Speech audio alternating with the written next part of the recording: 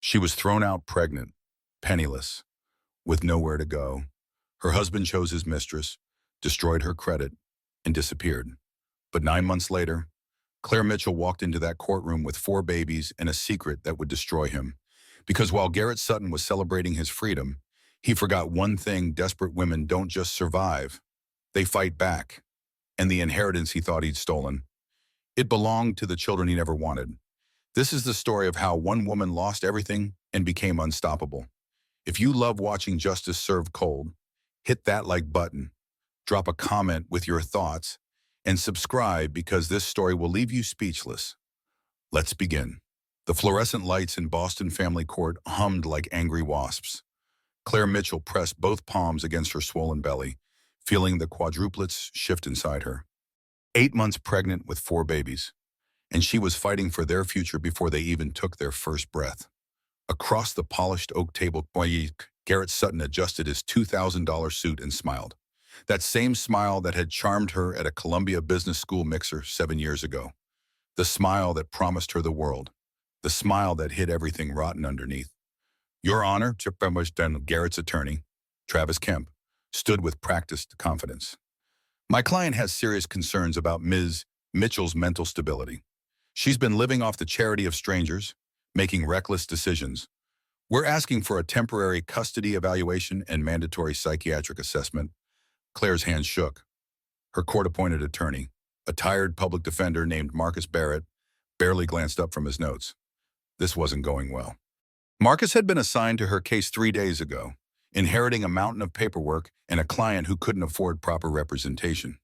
He'd done his best, but going up against Travis Kemp was like bringing a butter knife to a gunfight. Judge Patricia Moreau peered over her reading glasses.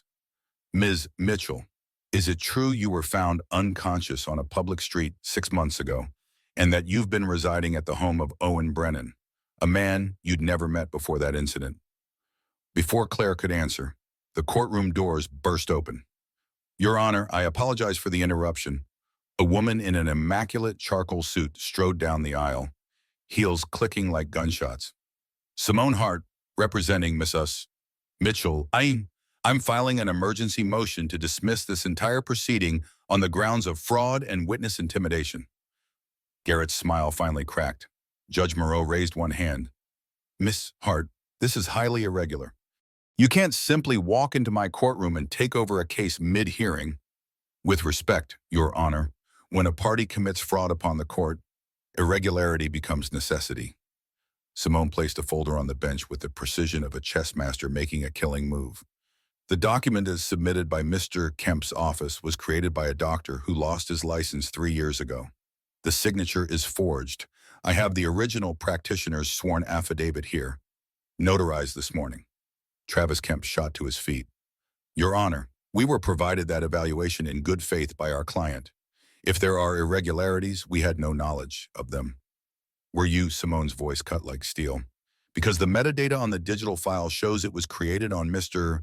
Sutton's personal laptop 2 weeks ago. The IP address matches his home internet connection. I have the forensic analysis right here. The courtroom erupted in whispers. Claire felt her heart hammering against her ribs, each beat echoing in her ears. She'd spent 6 months believing the system would crush her. Now, watching Simone Hart dismantle Garrett's case with surgical precision, she felt something dangerous blooming in her chest. Hope. Judge Moreau held up both hands. Quiet. Ms. Hart, approach the bench. Mr. Kemp, you too. While the lawyers huddled with the judge in hushed conference, Garrett turned to stare at Claire. The charm was completely gone now. What remained was cold calculation and barely contained rage. His jaw twitched, a tell she remembered from their marriage. He only did that when he was losing control. Claire held his gaze. She'd spent 6 months afraid of this man, afraid of what he could take from her. But sitting in that courtroom, feeling her 4 babies moving inside her, she realized something had changed. She wasn't afraid anymore. Marcus Barrett leaned over, smelling faintly of coffee and desperation. Ms. Mitchell, I don't know what's happening, but Ms. Hart is one of the best family law attorneys in New England. If she's taking your case, you might actually have a chance. A real chance. I didn't hire her, Claire whispered. Then someone who cares about you did. The lawyers returned to their tables. Judge Moreau's expression was unreadable, carved from granite in decades of seeing the worst humanity had to offer. After reviewing Hart's evidence, I'm postponing this hearing for 2 weeks. Mr. Kemp, you and your client will provide documentation for every piece of evidence you've submitted, with full chain of custody. Ms. Hart, you'll have time to prepare a proper defense. She looked at Claire over her glasses, and for just a moment, her expression softened. Ms. Mitchell, you retain full custody of your children pending further review. This court is adjourned. The gavel struck like a gunshot. Garrett stood so quickly his chair scraped across the floor. This isn't over, he said, loud enough for Claire to hear, but quiet enough that the judge wouldn't cite him for contempt. Simone was already beside him. Don't respond. Don't even look at him. Let him see nothing but your back. Claire kept her eyes forward as Garrett and Travis left the courtroom. When the door closed behind them, she finally let out the breath she'd been holding. Her whole body trembled, adrenaline flooding her system. Thank you, she said to Simone. But I don't understand. I can't afford you. I can barely afford to eat most days. You're not paying me. Owen Brennan is. He called me last night at 11 p.m., told me your story, and asked if I'd take the case. Simone sat down beside her, setting her briefcase on the table with a soft thud. I looked into Garrett Sutton. What I found made me physically sick. So I'm not doing this for the money. Claire, I'm doing it because men like him need to lose. They need to lose publicly, spectacularly, and permanently. Can we win? Simone's smile was sharp as broken glass. Claire, by the time I'm done, Garrett Sutton won't just lose custody. He'll lose everything he's ever cared about. And he'll know it was you who brought him down. Outside the courtroom, Owen waited in the hallway, pacing like a caged animal. When he saw Claire, relief washed over his face so completely that he looked 10 years younger. How did it go? You hired Simone Hart. I made a phone call. She made the choice. He studied her face with those gray-blue eyes that had become so familiar over the last 6 months. Are you okay? Claire thought about the question. 6 months ago, she'd been sleeping in her car, choosing between gas money and food. 4 months ago, she'd fainted on a sidewalk, certain her life was over and ready to accept that fate. Now she stood in a courthouse, 8 months pregnant with 4 babies, facing down the man who tried to destroy her, and she'd won the first battle. I'm better than okay, she said, meaning it. I'm ready to fight. Owen smiled, the kind of smile that reached his eyes. Good, because Simone just texted me. We have 2 weeks to build a case that will bury him, and I know exactly where to start. But we're getting ahead of ourselves. To understand how Claire Mitchell ended up in that Boston courtroom, fighting for children who hadn't even been born yet, we need to go back 6 months, to the night when everything fell apart. Back to the anniversary dinner that became the end of everything she thought she knew. Back to the moment Claire discovered that the life she'd built was nothing but a carefully constructed lie, held together with her labor and his manipulation.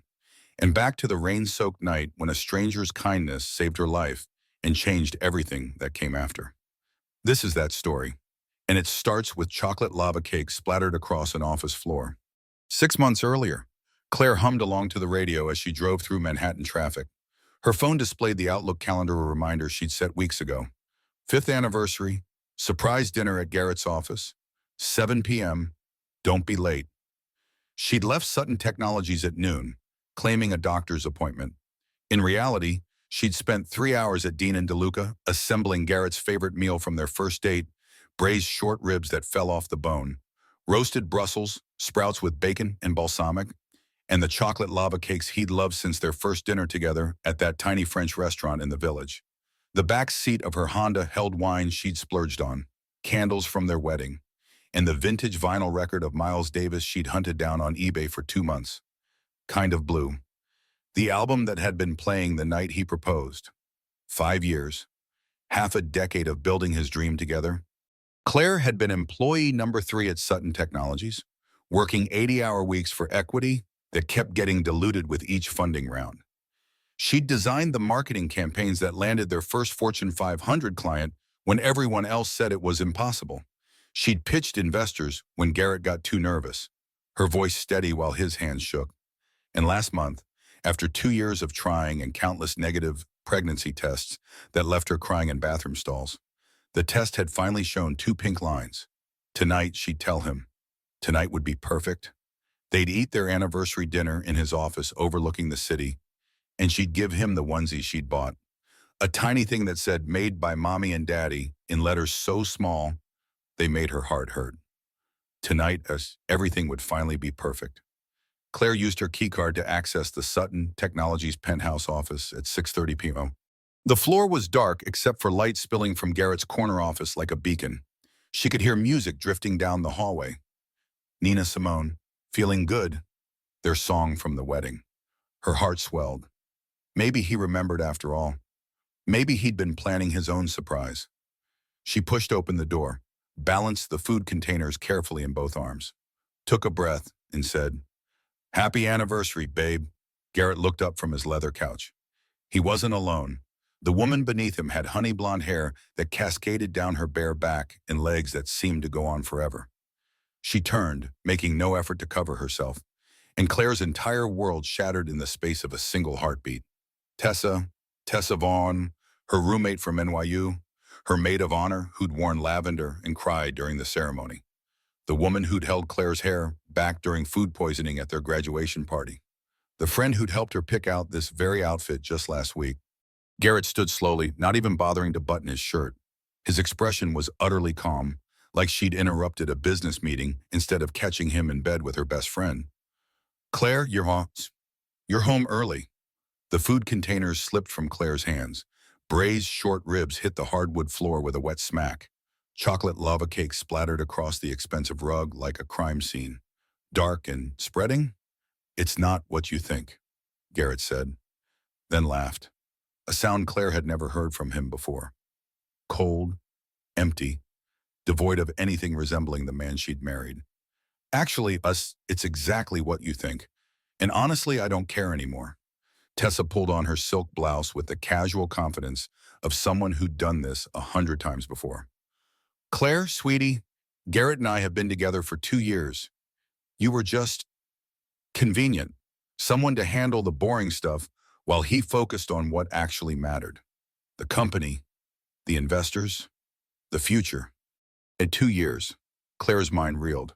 Doing the math against her will, 2 years meant Tessa had been sleeping with Garrett during that trip to the Hamptons where they'd all shared a beach house.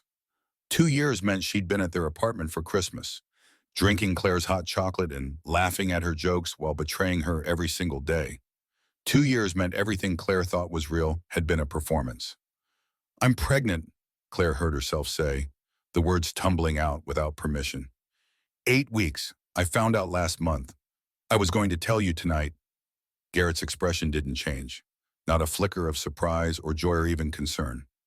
"Get rid of it." "What? You heard me?" He walked to his desk with measured steps, pulled out a folder that looked far too prepared for a spontaneous decision. "I'm filing for divorce. My attorney has already drawn up the papers. You'll sign them, terminate the pregnancy, and we can both move on with our lives like adults." Claire looked at the folder he held. Professional letterhead, multiple tabs. This wasn't a spontaneous decision made in the heat of being caught. This was planned, orchestrated. "We can talk about this," she managed, her voice sounding distant to her own ears. "Whatever's wrong, whatever I did, we can fix it. That's what marriage means. We fix things together." "There's nothing to fix."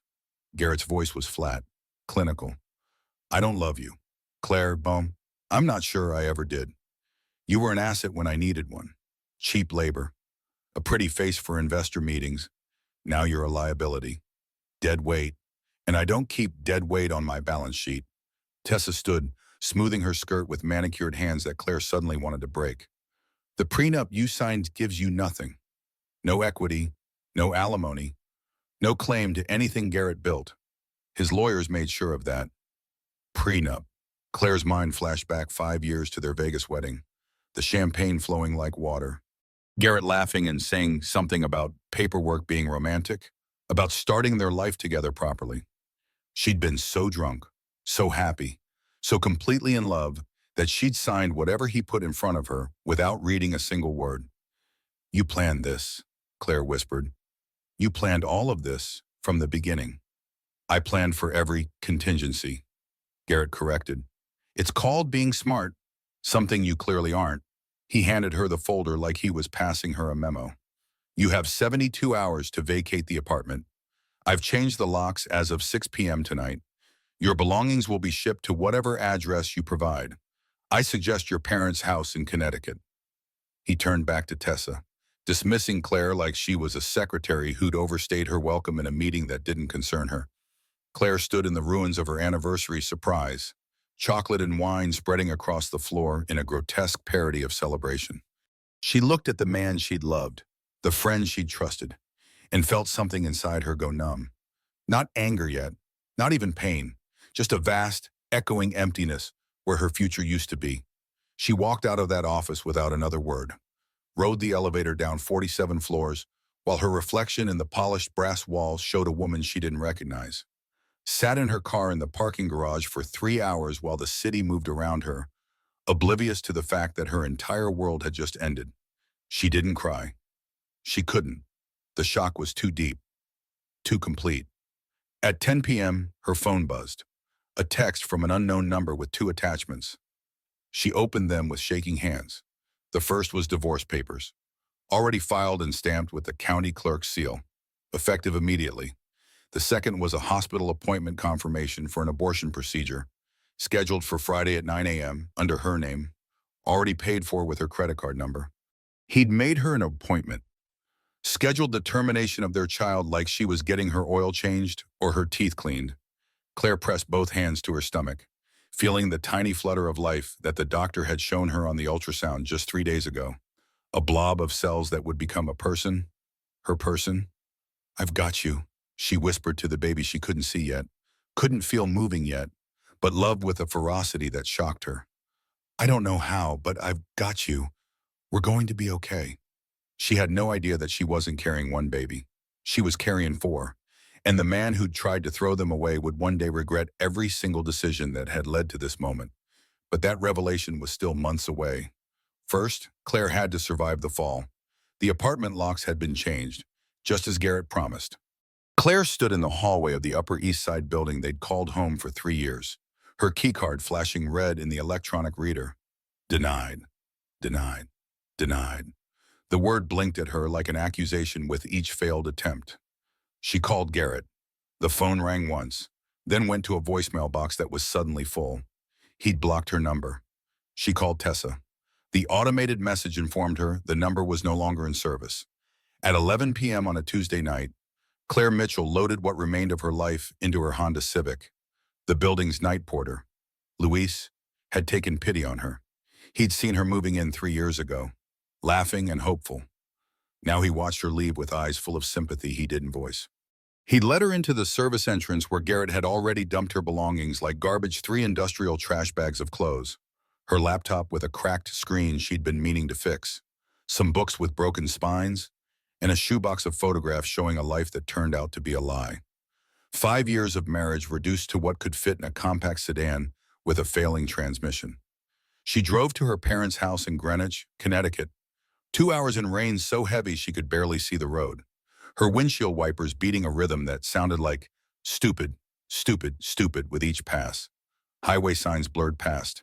Exit numbers became meaningless.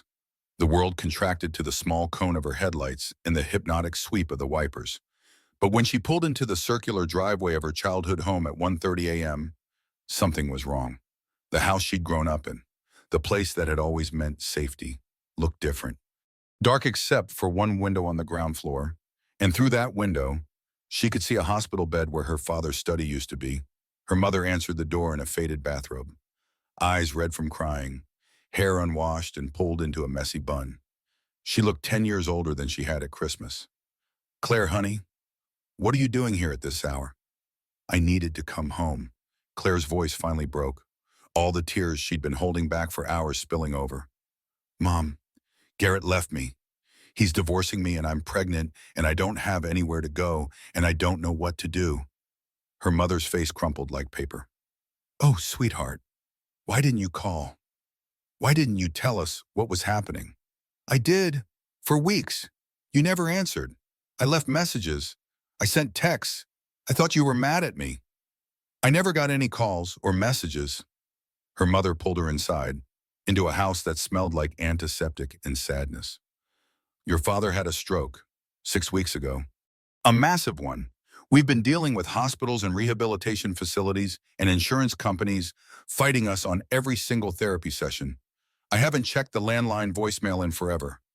My cell phone broke and I've been using your dad's old one. The world tilted on its axis again. Claire followed her mother into the study that had been converted into a makeshift hospital room. Her father lay in a rented medical bed, one side of his face slack and expressionless, oxygen tubes running to his nose, monitors beeping softly.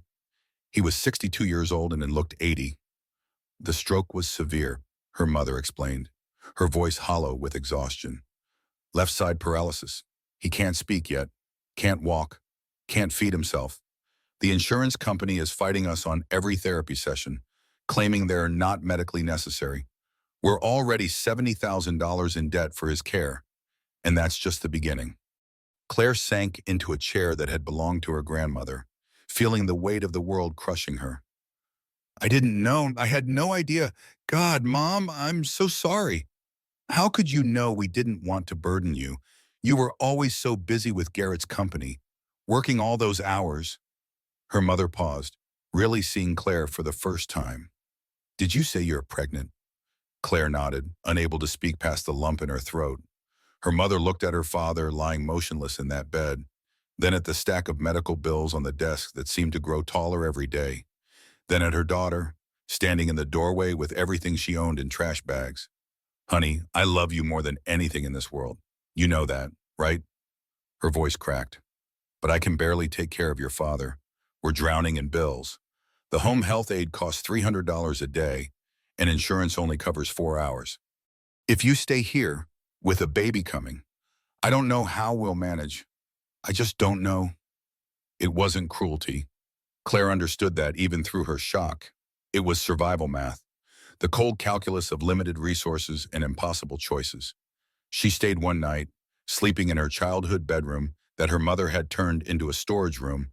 In the morning, she kissed her father's forehead, whispered that she loved him even though she wasn't sure he could hear her, hugged her mother, and drove back toward the city with no destination in mind. She had $412 in her checking account. Her credit cards were maxed out from business expenses Garrett had never reimbursed her for, purchases she'd made because he said the company needed them and she trusted him completely. Her phone buzzed with an alert that made her stomach drop. Overdraft fee, $35, $377. That was all that stood between her and complete destitution. That night, Claire slept in her car in a Walmart parking lot in Stamford, Connecticut. She'd read somewhere online that Walmart didn't tow overnight vehicles, that it was a safe place for people in situations like hers. She reclined the driver's seat as far as it would go, covered herself with a jacket that smelled like the perfume she used to wear when she had a life, and tried not to think about the future or the past or anything at all. At 3 a.m., her phone buzzed again. An email from American Express with a subject line that made her heart stop. Urgent account severely past due.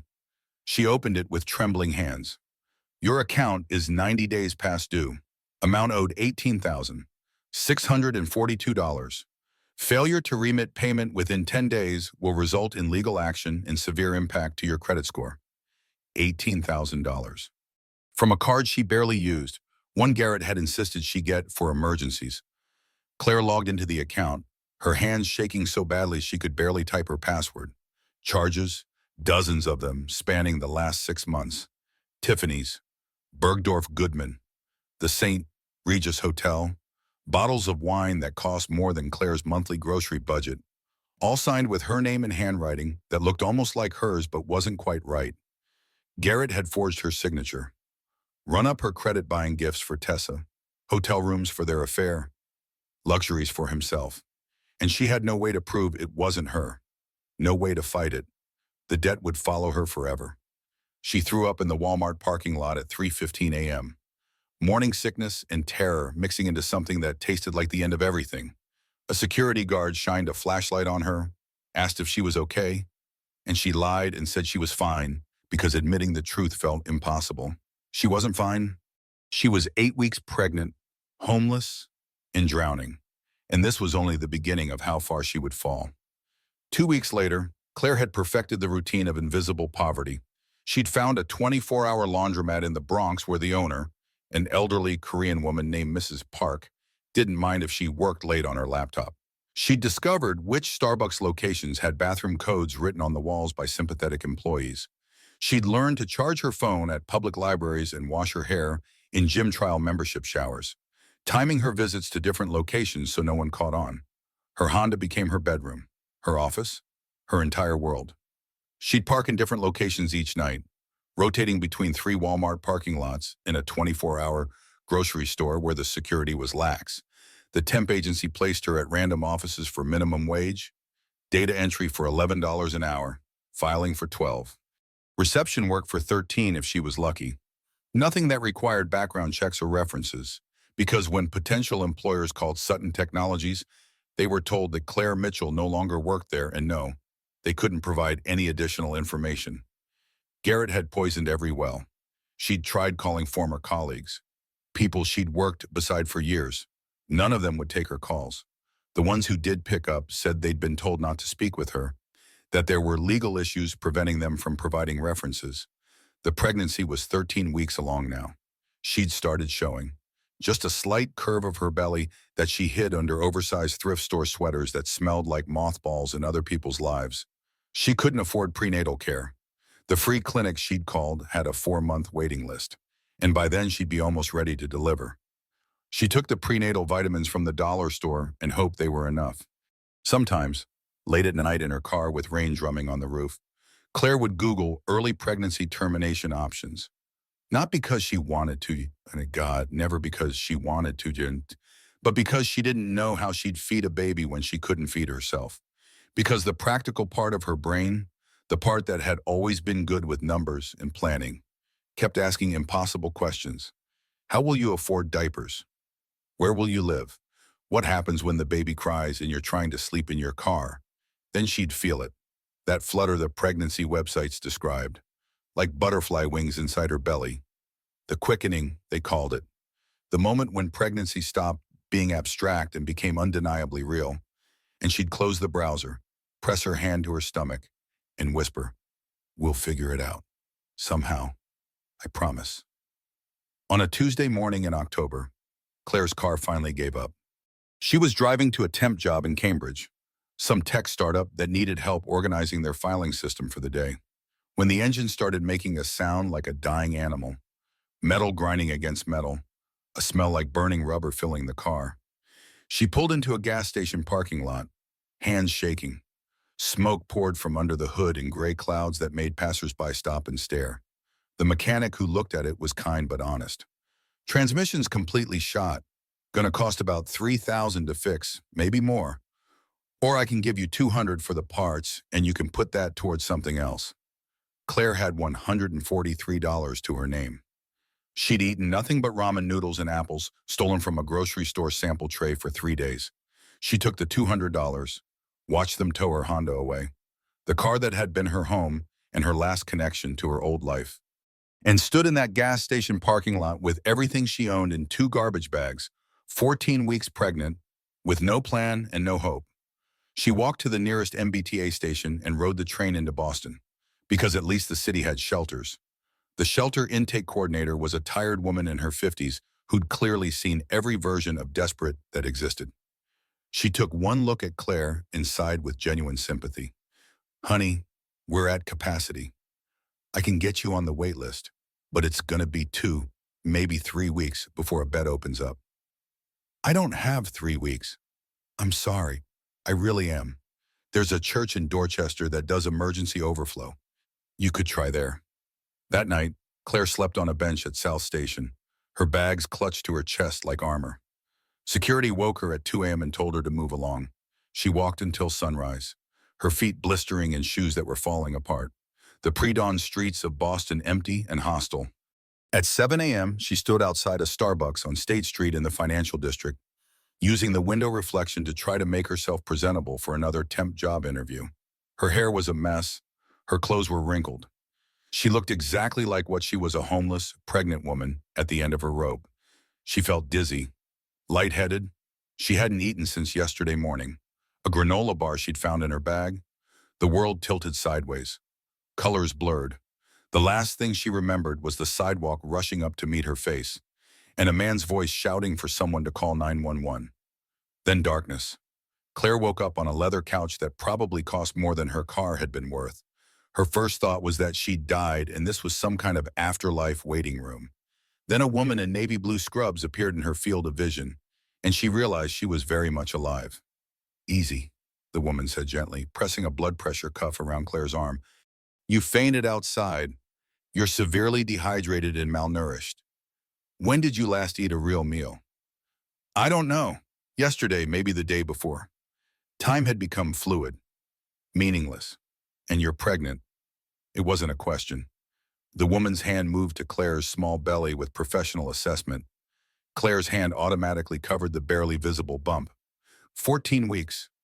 You need to be in a hospital. You need proper prenatal care. Malnutrition at this stage can cause serious complications for the baby. "I can't afford a hospital. I can barely afford to exist." A man's voice cut in from across the room. "That's not your concern right now." Claire turned her head carefully, still dizzy. He stood by floor-to-ceiling windows with a view that told her she was 50 or 60 floors up.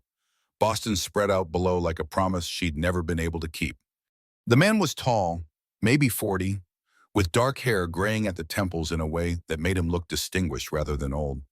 He wore a simple white button-down shirt and dark pants, but something about his posture, the way he held himself, radiated the kind of wealth that didn't need designer labels to prove itself. "I'm Owen Brennan, dear," he said, studying her with gray-blue eyes that seemed to see too much. "You fainted outside my building. My assistant called 911, but you woke up in the ambulance, absolutely hysterical, refusing treatment. So I brought you here instead. My office. I thought you'd feel safer than waking up in a hospital." Claire tried to sit up. The room spun. "I should go, and I'm sorry to have bothered you. Where exactly do you plan to go?" The question hung in the air. Claire had no answer. No home, no car, no family who could take her in, no friends who hadn't betrayed her. "I'll figure something out. I always do." Owen walked closer, moving with the careful deliberation of someone who'd learned not to startle wounded things. "I Googled you while you were unconscious. I hope you don't mind. Claire Mitchell, former marketing director at Sutton Technologies, NYU graduate with honors. You launched the campaign that landed Sutton their contract with IBM. Very impressive work. I remember seeing the presentation at a tech conference. That was another life." The words came out bitter. "That person doesn't exist anymore." What happened? Maybe it was the exhaustion. Maybe it was because she had nothing left to lose. Maybe it was because he was a stranger who'd never judge her the way people who knew her might. But Claire told him everything. She told him about Garrett and Tessa, about the divorce papers and the forged credit card charges, about her father's stroke and her mother's impossible situation, about sleeping in her car until the car died, about the shelters with no room, and the jobs that barely paid enough to eat. She told him about being pregnant and terrified and so completely alone that some nights she wondered if it would be easier to just give up. When she finished, Owen was quiet for a long time. He walked back to the window, hands in his pockets, looking out at the city. "My wife died 3 years ago," he finally said, his voice carefully controlled. "Julia, complications during childbirth. We'd tried for 7 years to have a baby, 7 years of fertility treatments and disappointments and false hopes. When she finally got pregnant, we thought we'd won. We thought we'd beaten the odds." He turned back to face her, and Claire saw grief written in every line of his face. "But sometimes the universe has other plans." She started hemorrhaging during delivery. They tried everything. The baby didn't make it either. I lost them both in the same hour. "I'm so sorry," Claire whispered. "I tell you this because I understand what it's like to have your entire future ripped away in a single moment, to stand in the wreckage and wonder how you're supposed to keep breathing."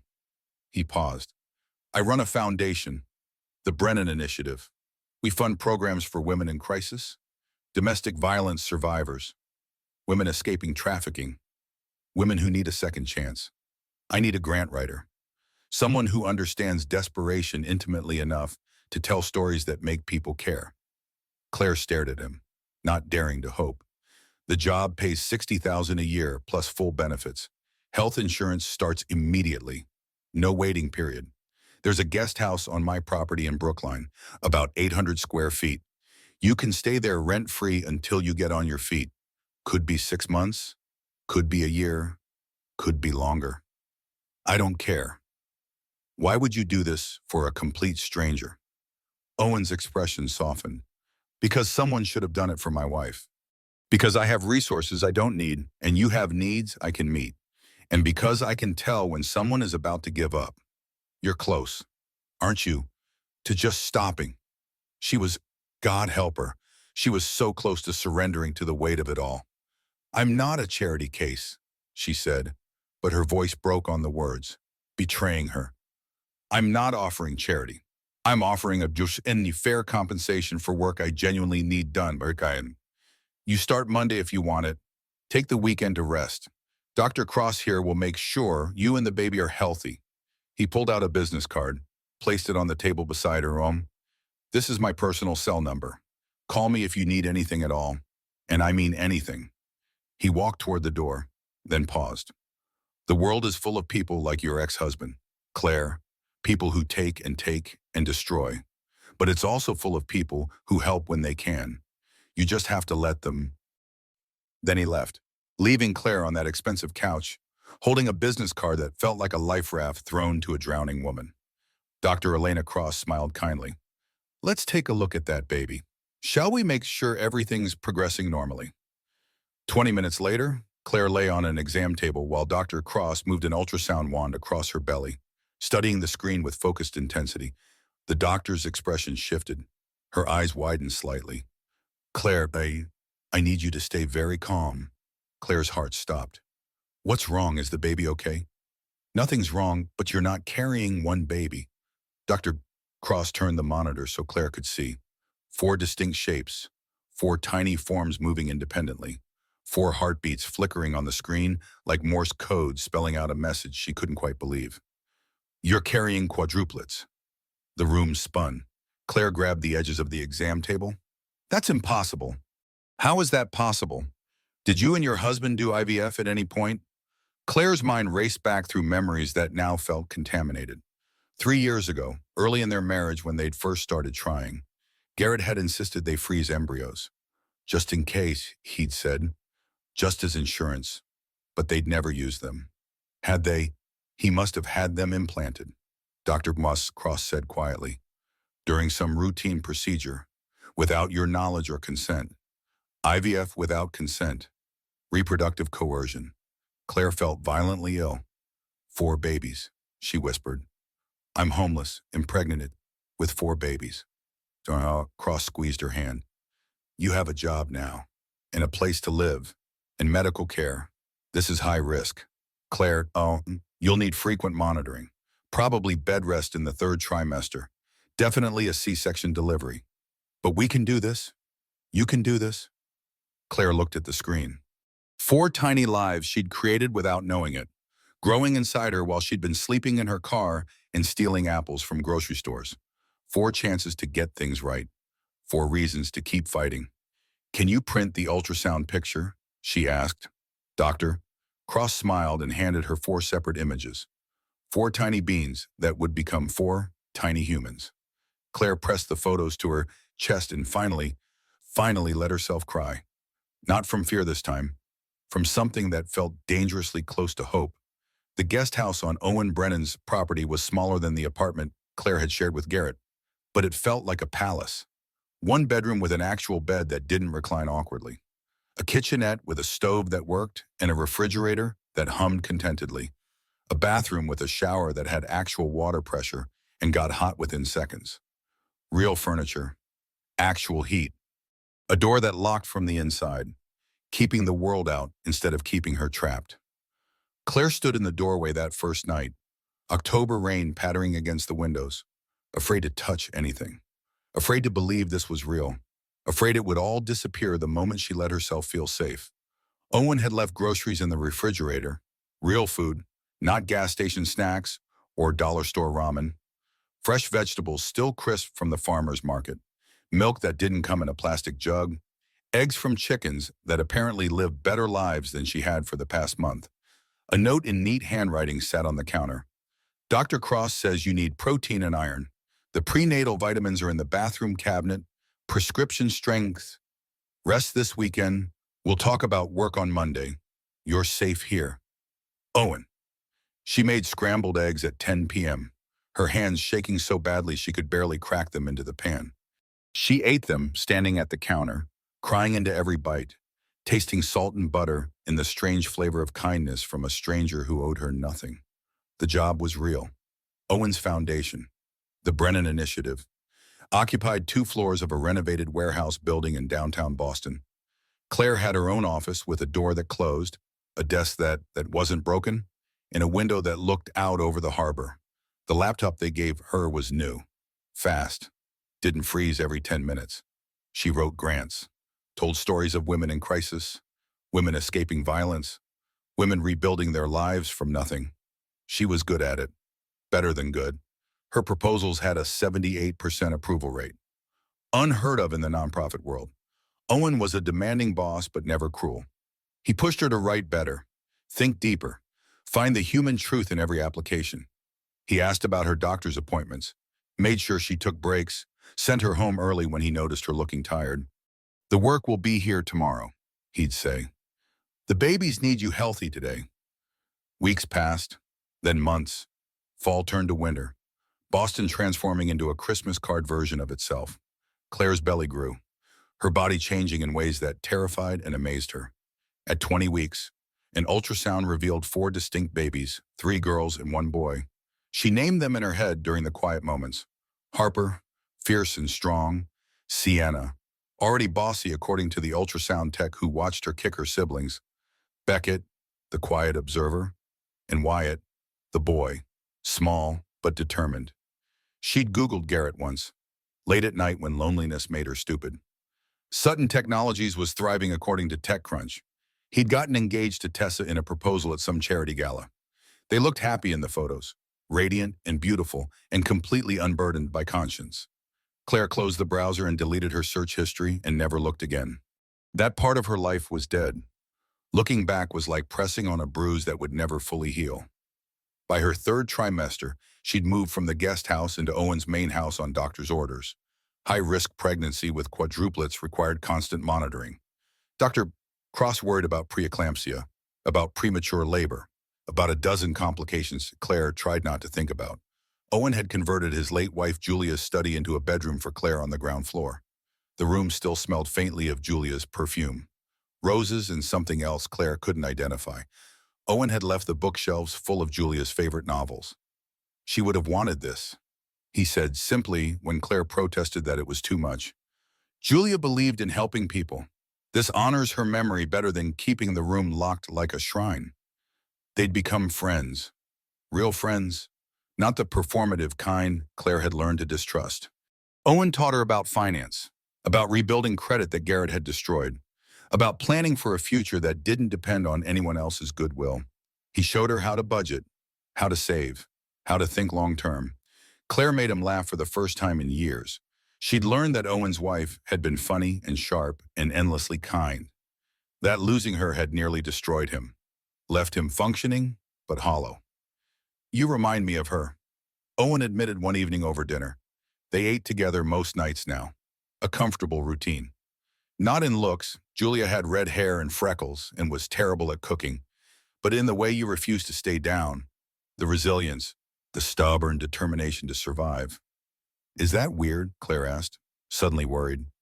Me being here, does it feel like I'm trying to replace her? No, he said firmly. It feels right.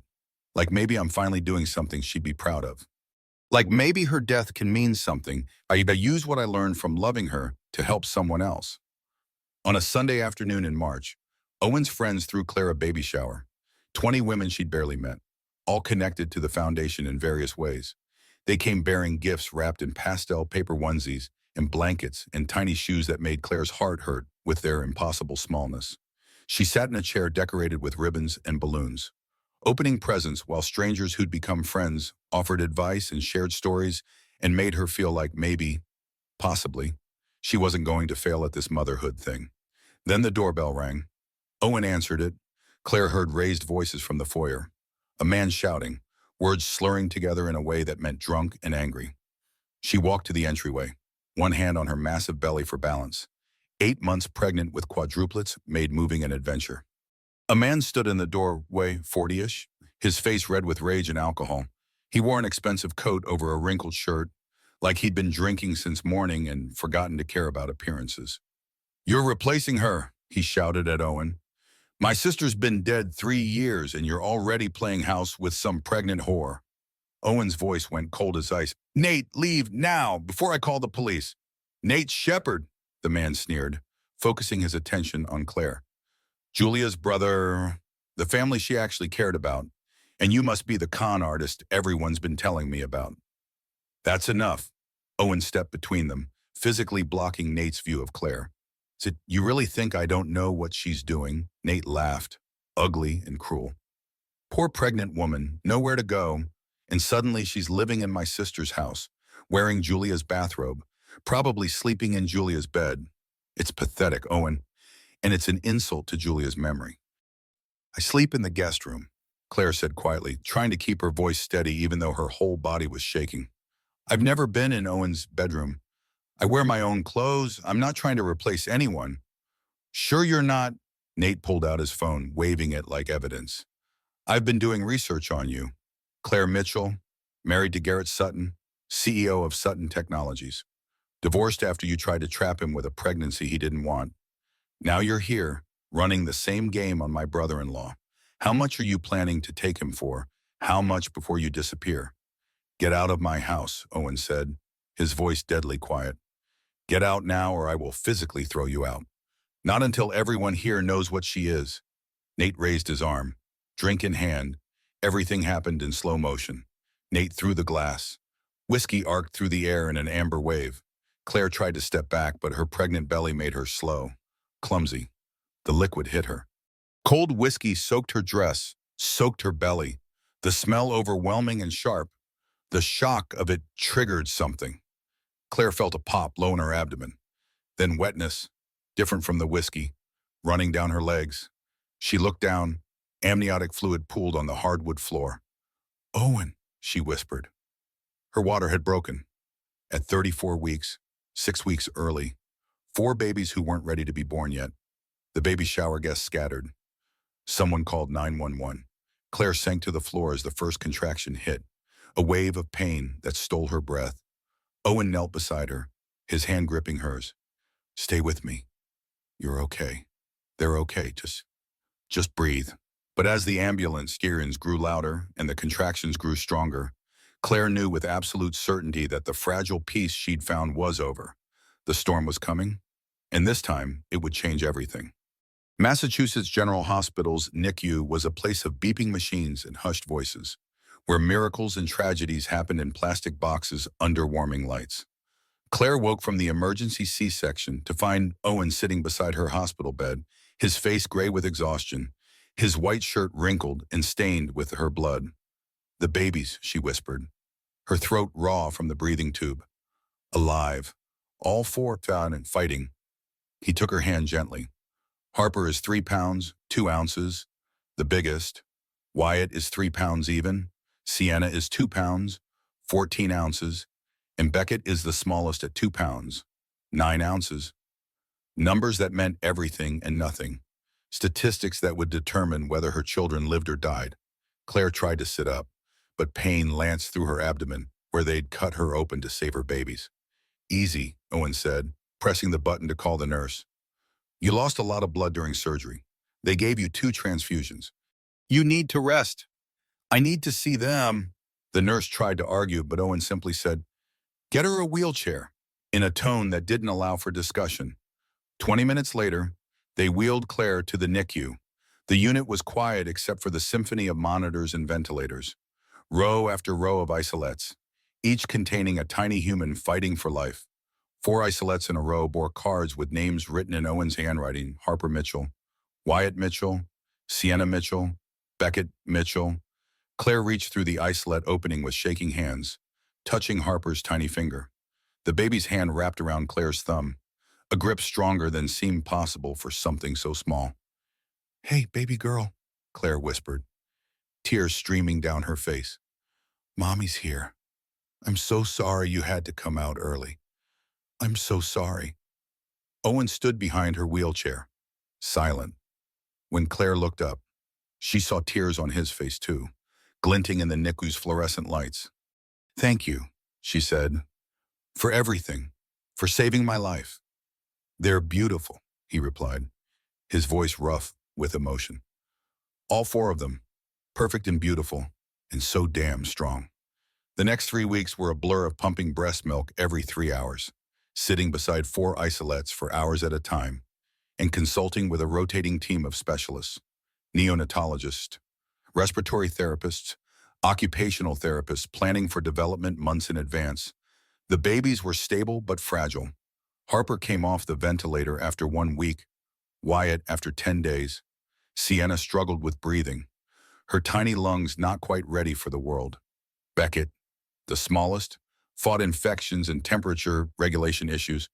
The hospital bills were already astronomical, even with Owen's insurance covering Claire through the foundation's employment. There were copays and specialist fees and medications that cost thousands per dose. Claire was drowning in paperwork, trying to figure out payment plans, when the process server found her in the NICU waiting room. "Claire Mitchell, you've been served." The envelope felt heavy as lead. Claire opened it with hands that shook from more than exhaustion. A custody petition. Garrett Sutton, claiming paternal rights to all 4 children. She read it twice, not believing what she was seeing. Garrett, who'd told her to abort. Garrett, who'd thrown her out and destroyed her credit and tried to erase her from existence. Garrett was claiming he wanted custody. Owen read over her shoulder, his jaw tightening with each paragraph. He wants custody. After everything he did. He doesn't want them, Claire said, the pieces clicking together with horrible clarity. He wants something else. She was right. The next day, Garrett's attorney, Travis Kemp, called her cell phone. "Miss Mitchell, my client is willing to drop the custody suit in exchange for a simple settlement. You sign over all parental rights. He'll ensure the children are well cared for in a stable 2-parent home with proper resources. And you'll receive $100,000 to start fresh somewhere else." No. Think carefully. Ms. Mitchell, you're currently homeless except for Mr. Brennan's charity. You have no income besides what he pays you. No assets, no family support. My client can provide those children with everything. The best schools, the best health care, the best life possible. Can you really offer them that they have the best life possible? With me, their mother. Do they, or are you being selfish, keeping them in poverty when they could have everything? Claire hung up, her whole body shaking. But the doubt had been planted. Was she being selfish? Could she really give 4 premature babies what they needed that night? She Googled Garrett again, breaking her own rule. The first result made her stomach drop. Sutton Technologies under SEC investigation for securities fraud. She clicked the link. The article detailed allegations of embezzlement, falsified financial reports, and investor fraud stretching back 3 years. Garrett was facing potential criminal charges. The company was imploding. And then she understood. His father's will. She'd heard about it once. Years ago. Mentioned at a family dinner. Old man Sutton had left his fortune in a complex trust with stipulations. The biggest if Garrett had biological children. They inherited 60% of the estate, $340 million. Garrett didn't want the babies. He wanted access to their inheritance. He needed them to unlock the trust while his company collapsed around him. Claire called Owen at 11 p.m. "I need help, real help, legal help. Tell me what you need. I need to fight him, and I need to win. Because if I don't, he's going to take my children and destroy them, just like he tried to destroy me." Owen's response was immediate. "I'm calling Simone Hart right now. She's the best family law attorney in New England. If anyone can beat Garrett Sutton, it's her." "Owen, I can't afford." "Stop. This isn't about money. This is about protecting 4 innocent lives from a man who sees them as assets on a balance sheet. We're doing this, Claire, together. And for the first time since the process server had handed her that envelope, Claire felt something besides terror. She felt ready to fight. Boston Family Court. 3 weeks later, the babies were still in the NICU, fighting for every breath, while their mother fought for their future in a courtroom that smelled like furniture polish and broken families. Claire sat at the plaintiff's table, her post-pregnancy body still healing, wearing a gray blazer Owen had bought her because all her clothes from before were either gone or didn't fit anymore. Her court-appointed attorney Marcus Barrett had been replaced by Simone Hart, who sat beside her like a warrior in designer armor.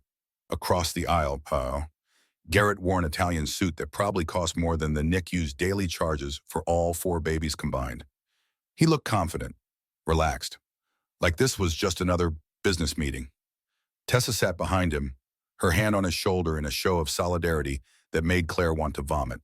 Judge Patricia Moreau entered, and everyone stood. The hearing began with procedural motions, jurisdictional arguments, the dry mechanics of law. Then Travis Kemp stood to present his case. He was brutal and efficient, painting Claire as unstable, homeless, dependent on a stranger's questionable generosity. He presented photos of her sleeping in her car, images that a private investigator had apparently captured during her darkest weeks. Each photo was a violation, a moment of private desperation turned into public evidence. He produced a psychiatric evaluation that somehow existed despite Claire never having met with a psychiatrist. The document suggested postpartum depression, anxiety, potential neglect risk, all fabricated, but official-looking enough to be damaging. Marcus Barrett would have rolled over. Simone Hart tore it apart. Your Honor, this evaluation is dated 2 weeks before Ms. Mitchell even gave birth. How exactly does one diagnose postpartum depression before the relevant event? It's a medical impossibility. The courtroom murmured. Judge Moreau made a note, but Kemp wasn't done. He called his star witness. Ms. Vaughn, please state your relationship to the defendant. Tessa took the stand, wearing a conservative dress that made her look trustworthy and wholesome. She was good at this. Claire realized, good at becoming whatever the situation required. I've known Claire since college. We were roommates at NYU, best friends, or so I thought. Can you describe Ms. Mitchell's behavior during her marriage to my client? Simone objected on relevance grounds, but Judge Moreau allowed it, wanting to hear the full picture. Tessa's testimony was poison delivered with a sympathetic smile. She claimed Claire had been obsessed with getting pregnant, constantly talking about securing her future through Garrett's family money. She described Claire as manipulative, calculating, someone who'd trapped Garrett with a pregnancy he never wanted. She told me once that she'd do whatever it took to make sure she never had to work again, that Garrett's family had money, and if she could just get pregnant, she'd be set for life. It was a complete lie, every word of it, but Kemp had coached her perfectly, and she delivered the fiction like gospel truth. Did there come a time when Ms. Mitchell discussed her pregnancy with you? Yes, she was proud of it. She told me she'd sabotaged their birth control without his knowledge, poked holes in condoms. She said Garrett was too smart for his own good, and she had to take matters into her own hands. Claire shot to her feet, unable to contain herself. That's not true. None of that is true. Judge Moreau's gavel came down hard. Ms. Mitchell, sit down immediately, or I will hold you in contempt. Simone pulled Claire back into her seat, whispering urgently, let her lie. I'll destroy her on cross-examination. But the damage was done. The courtroom had heard it. The judge had heard it. The seed of doubt was planted. The hearing continued through the afternoon. Garrett testified next, portraying himself as a concerned father who'd made mistakes but wanted redemption. He talked about his resources, his stable home with Tessa, his family's legacy. I want to give my children everything I never had, he said, looking directly at the judge with practiced sincerity. Structure, stability, a 2-parent home. I made mistakes with Claire. I admit that freely. But those children deserve better than uncertainty. The photographer captured Garrett holding a doll during a demonstration about proper baby care. The image staged but effective. Owen tried to testify on Claire's behalf, but Judge Moreau cut him off after 3 minutes. Mr. Brennan, while your assistance to Ms. Mitchell has been generous, you're not family. You're her employer. You have no legal standing in this matter, and your testimony, while noted, carries limited weight in custody determinations. Claire watched her case crumble, brick by brick. When court adjourned for the day, the judge ordered DNA testing to confirm paternity and scheduled a custody evaluation. Temporary custody remains with Miss Mitchell pending evaluation results and our next hearing in 2 weeks, Judge Moreau said. But I'm also ordering supervised visitation for Mr. Sutton, 2 hours per week in a neutral location. Supervised visitation, meaning Garrett would get access to the babies while they were still fighting for life in the NICU. Claire vomited in the courthouse bathroom afterward, her body rejecting everything. Owen found her there 20 minutes later, sitting on the tile floor, shaking uncontrollably. "We're not done," he said, kneeling beside her. "Simone says this is just round one. He's going to win. He has money and lawyers, and he's willing to lie about everything. And you have the truth. We just need to find a way to prove it." That night, Claire couldn't sleep. She sat in the NICU beside Beckett's isolette, watching her smallest baby breathe with the help of machines, and wondered if truth was enough against someone willing to burn the world down to get what he wanted. Then her phone buzzed at 11:47 p.m., an unknown number. "Ms. Mitchell, this is Bryn Fuller. I'm an investigative journalist with the Boston Globe. I've been following your custody case, and I've also been investigating Garrett Sutton for 8 months. I think we need to talk, because I have recordings you need to hear." Claire's heart stopped, then started again, beating a new rhythm. Hope. Bryn Fuller didn't look like Claire's idea of a hard-nosed investigative journalist. She was 30, wore vintage dresses that looked like she'd raided her grandmother's closet in the best way, and spoke with the intensity of someone who'd spent years chasing stories that powerful people wanted buried. They met at a coffee shop in Cambridge, far from the courthouse and Garrett's likely surveillance. Bryn slid a thick folder across the table before Claire even ordered coffee. "I've been investigating Sutton Technologies for 8 months, Bryn said without preamble. "The SEC probe is real, and it's bad. Your ex-husband has been cooking the books for at least 3 years, maybe longer. He's been moving money through shell corporations, falsifying revenue reports, lying to investors about everything from user numbers to profit margins.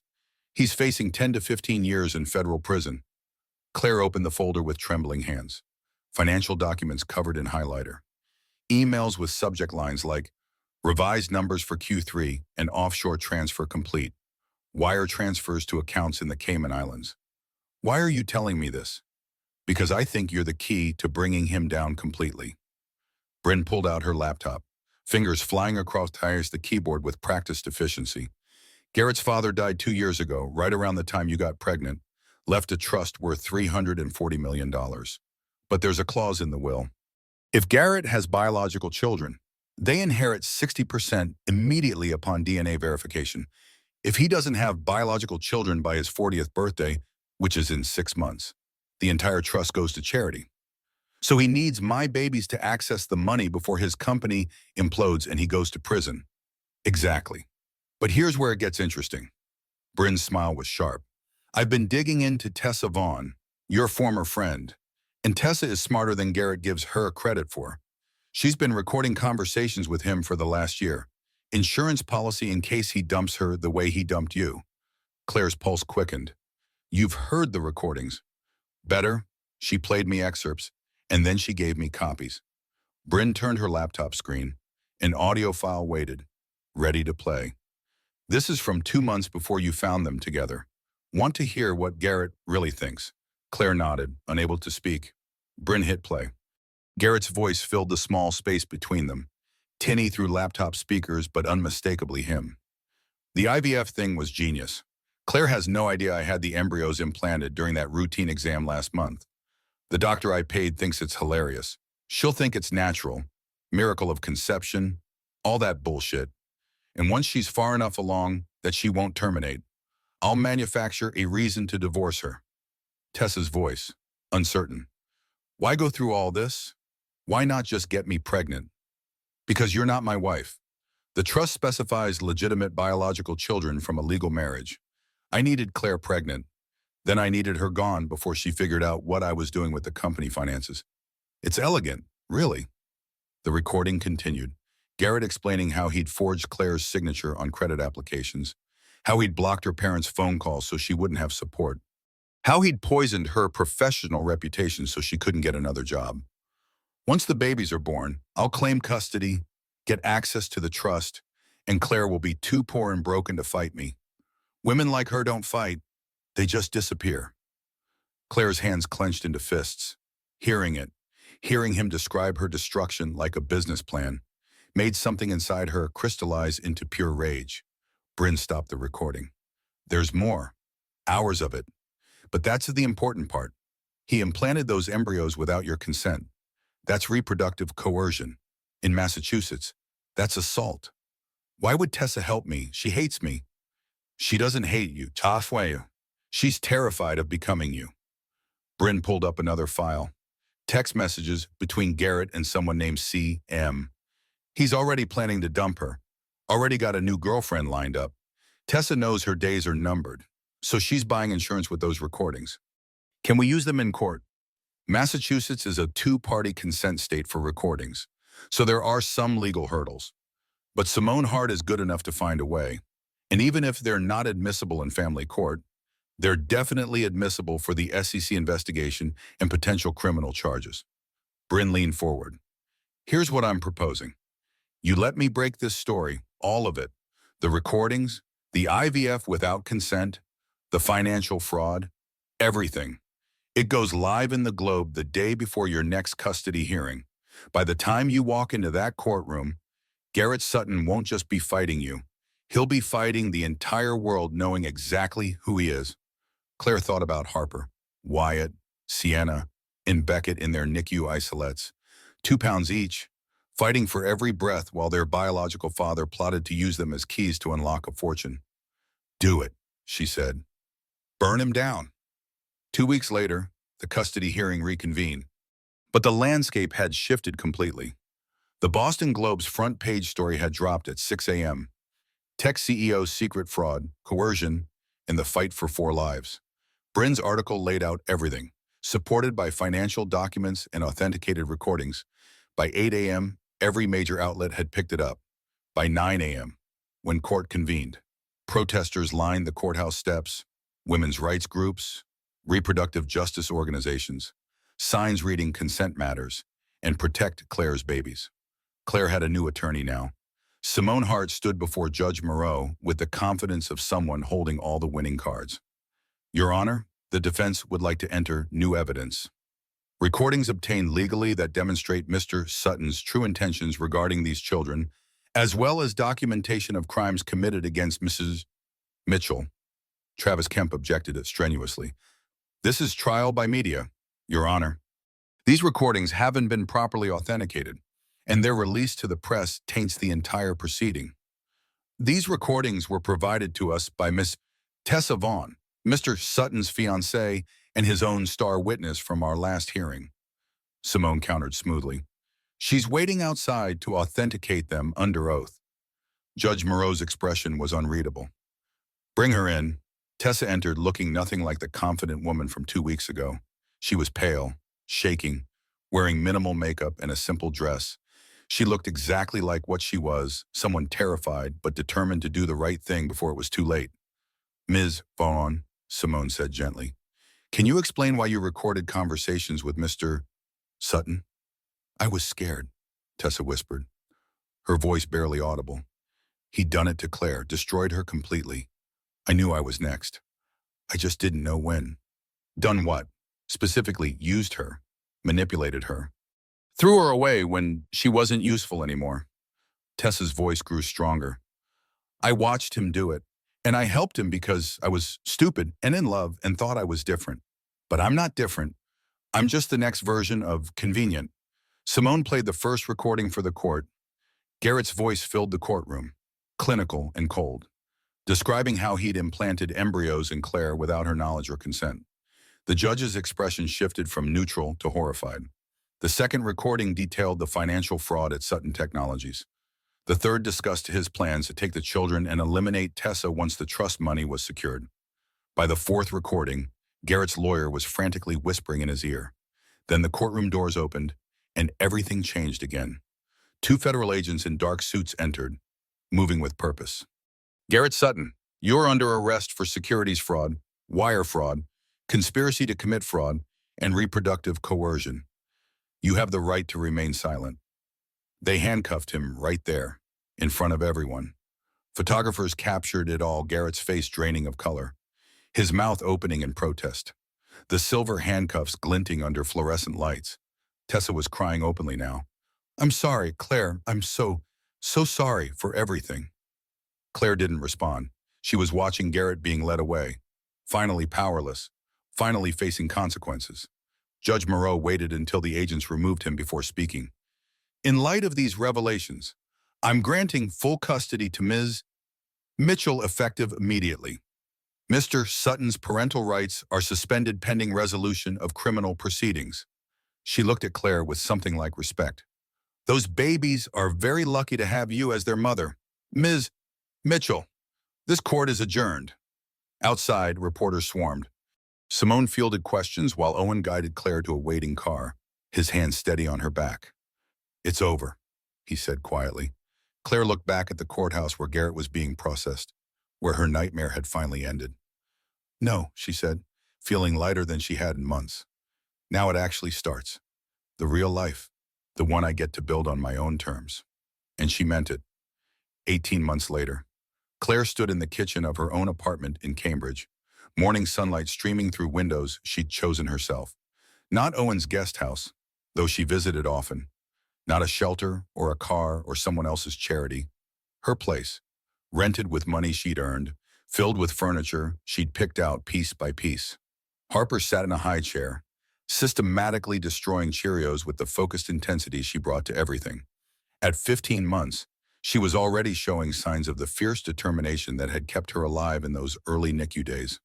Wyatt crawled across the floor at impressive speed, chasing a ball that kept rolling just out of reach. He laughed every time he missed it, pure joy in the pursuit itself.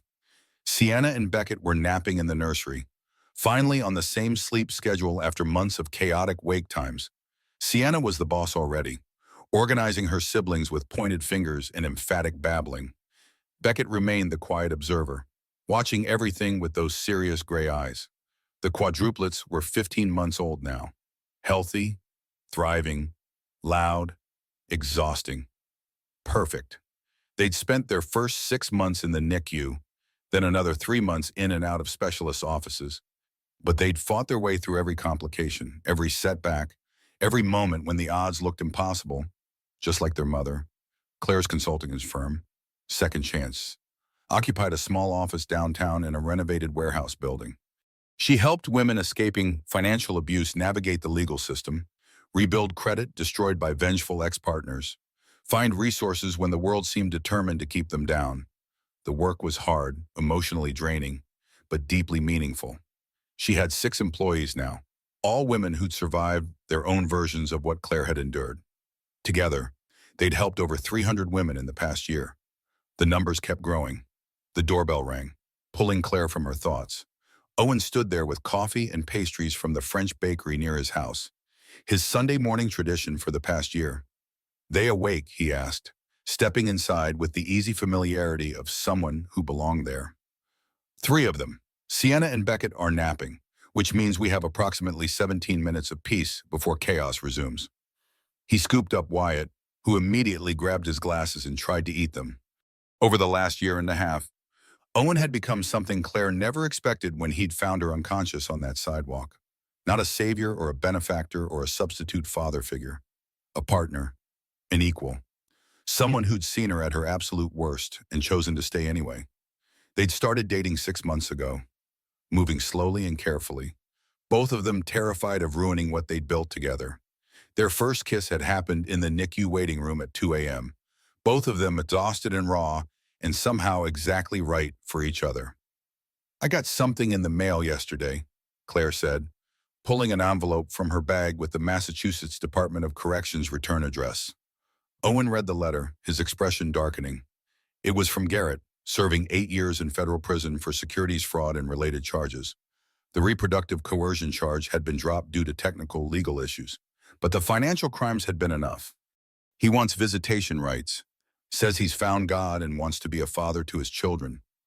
What are you going to do? Claire looked at Harper. Chocolate cereal was smeared across her face like war paint. At Wyatt, giggling as Owen pretended the glasses were delicious. At the closed nursery door where her other two babies slept peacefully. I'm going to tell him no. Not because I'm angry anymore, though I was for a long time. Not because I want revenge, but because they deserve better than a man who sees them as assets on a balance sheet. She tore up the letter slowly, deliberately.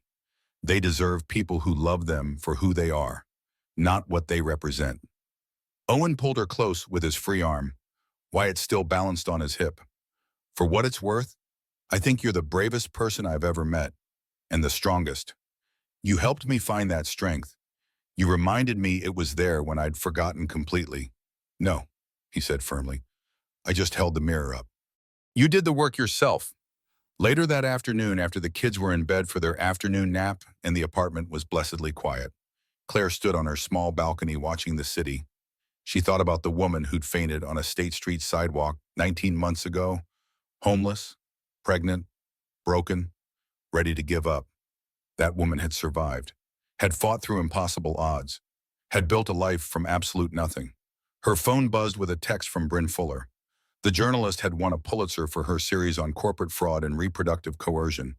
The article about Garrett's case had sparked legislative changes in Massachusetts, new protections for women, stricter penalties for financial abuse. The text contained a link to a new article. Where Are They Now? Claire Mitchell and the Quadruplets Who Changed Everything. Claire didn't read it. She didn't need to. She was living the answer. She went back inside where Owen was reading Goodnight Moon to four toddlers who were definitely not interested in sleeping. Harper kept turning pages backward.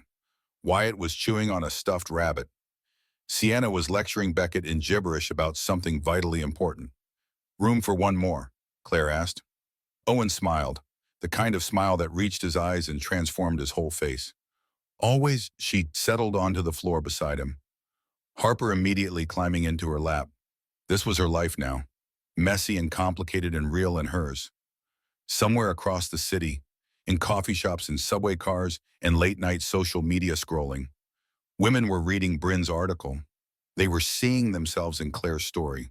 They were realizing they weren't alone, that survival was possible, that the end of one life could be the beginning of something better. That's what Claire had learned in those darkest moments when she'd slept in her car and wondered if giving up would be easier. Survival isn't the end of the story. It's the beginning of understanding what you're capable of when everything else is stripped away. The rain that had destroyed her old life had washed everything clean, and what grew in its place was stronger than anything Garrett Sutton had tried to build on lies and manipulation. Four children who would grow up knowing their mother fought for them. One woman who'd learned that asking for help wasn't weakness, and the unshakable knowledge that she would never, ever be powerless again. Owen reached over and took her hand, threading their fingers together while continuing to read with his other hand. Harper dozed against Claire's chest. Wyatt finally stopped fighting sleep. Sienna and Beckett had already surrendered to exhaustion. You know what I was thinking, Owen said quietly, so as not to wake the babies. What? Julia would have really liked you. She would have been so proud of what you've built, how you've helped all those other women. Claire felt tears prick her eyes. The good kind. I wish I could have met her. In a way, you did. Everything I learned about love and partnership and showing up for people, I learned from her. She taught me how to be the person who could help you. So in a weird way, she brought us together, Tiana. Then I'm grateful to her for teaching you, for loving you, for making you into someone who stops for strangers on sidewalks.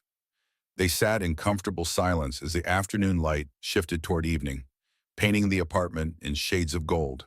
Outside, the city moved on, oblivious to the small miracle of four babies breathing peacefully and two broken people who'd found a way to be whole together. Claire's phone buzzed one more time, a message from the foundation. Another woman in crisis, another story of abuse and escape, another person who needed help navigating the impossible maze of starting over with nothing. Tomorrow, Claire would take the case.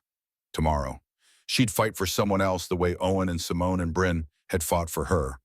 But tonight, she just held her daughter in her partner's hand and let herself feel something she'd never thought possible during those months of sleeping in parking lots and eating stolen grocery samples.